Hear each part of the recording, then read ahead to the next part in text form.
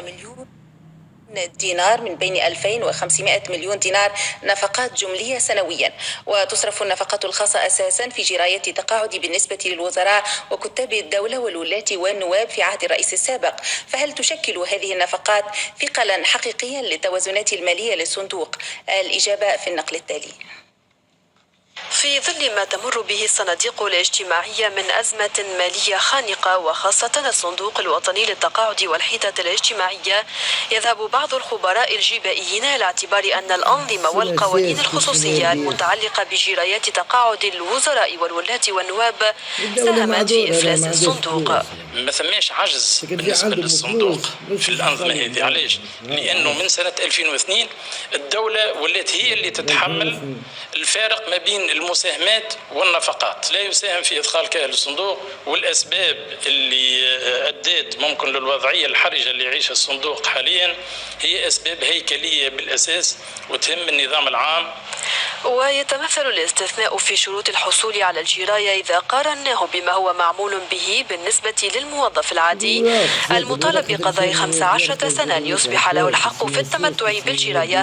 أما بالنسبة للوزراء والولاة فإن الحد الأدنى المطلوب للتمتع بالجراية هو أقدمية ب2 و5 سنوات، أي مدة نيابية بالنسبة للنواب. العدد متاعهم الساعة أولا هو مش برشا، في حدود 1003 معناتها بالتحديد، ما بين متقاعدين وأرامل. تقدر نفقات الأنظمة الخاصة ب 18 مليون دينار، أي 18 مليار، بينما النفقات الجملية للصندوق كأنظمة خاصة ونظام عام تتجاوز 2500 مليار في السنة. شهريا تقريبا نصرفه في 212 مليار، بينما الأنظمة الخاصة شهريا 1.5 مليار.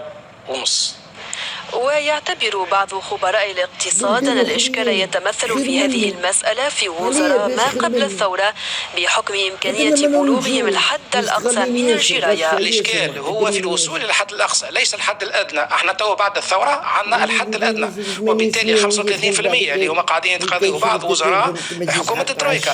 هذا لا يشكل إشكال، أعتقد أنه ضعيف وضعيف جدا. الإشكال وين؟ في الوزراء اللي ما قبل الثورة واللي هم يتقاضوا وصلوا الحد الأقصى، يعني في 90% من الجراية.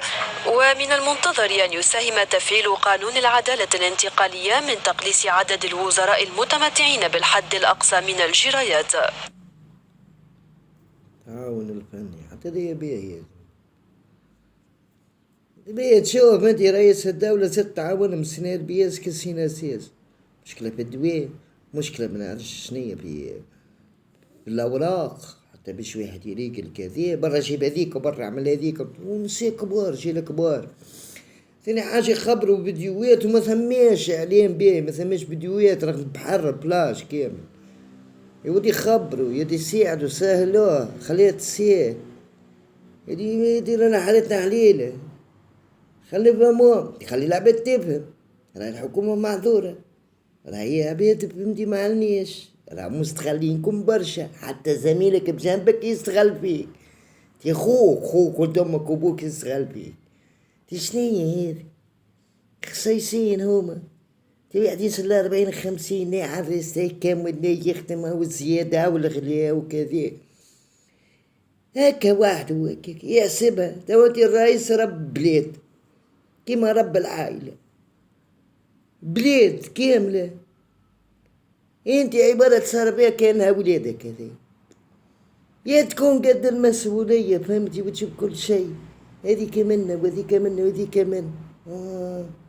بيت مرتاح نحط راسي على المخدم عليه وحليل. كريت كيما نلومكم، يلوموني عندهم الحق زاد، يلوموا الناس عندهم الحق. ما ننجوش نحن، نعرف كان نستخلوا بعزنا، نعرف كان أزيد برانك ما يهمنيش حرام عليه. يا ريت أنا ما نشرب من كاس، كان كاب تحليلي شريه بعرقي بجيبي. عنديش لا صاحب لا عندي حد، عايش في صحراء قحلة. جيبي وذريعي هذوكم زوج صحابي مستخنيش عليهم.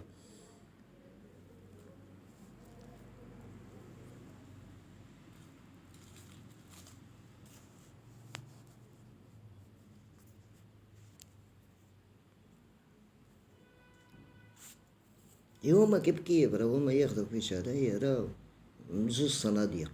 الصندوق القومي ذاك من عام 56 كان عندي كرني والله ما بركز عليه في وراق بابا للقيه من 56. ألمانيا جرمانية. بالنسبة للدواء بالنسبة للانتريت الجراية والتقاعد حقوق، هذيك حقوق أساسية كالمواد الأساسية كالخبز والماء. الماء راهو برودوي شيمي راهو زادا راهو مريض الماء برودوي شيمي. معناها ريتك المحروقات اللي يتغلوا فيها ديما على المواطن راهي تزيد الدهن تزيد مواد البناء تزيد مواد الكنكري مواد الماء من برودوي شيمي دواء من برودوي شيمي كيما فيه منافع فيه مضرات. ريت هذيا ثم أساسيات وثم مبدأ لازم تمشوا بيه. فهمت؟ ما بيش لعب هذي وزيد هبطوا بديوات تطلع لي جزائر ومغرب. انا باش ننزل بيك خيانة جزائري مغربي. طلعتي اخر مرة فهمتي السنغال وغندا يا ودي تشوف اي وغندي انا كحلة تريفاية يعجبك شي تو فرنسا يجي من استخليتونا رديتونا حبرة صغيرة باستعماركم باستغلالكم زاد كحلتونا القلوب. ها وين سكرتوا فمي انا سكرت.